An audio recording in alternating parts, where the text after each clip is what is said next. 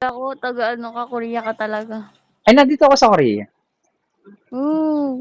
Nag-aaral How po. much ticket mo flight papunta dyan?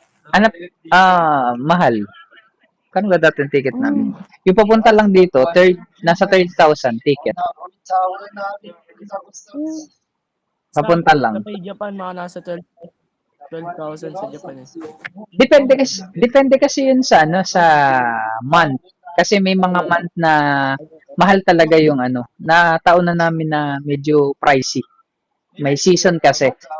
March kasi po kami pumunta dito, parang nagtagtunaw pa lang ng snow, kaya magtatagsibol yung mga ano, mga ano ngayon? Puno. Kung marunong na po kayo mag-Korean. Hindi masyado. More on English kasi kami. Mm. Yung ano, yung subject namin ay more on English. Pero nag-aaral din kami ng Korean. Marunong lang magbasa, magsulat, tapos konting mga basic. Mga basic greetings, ganun. Testing. Dito, kuya. Ay, sige. Bye-bye. Kamsa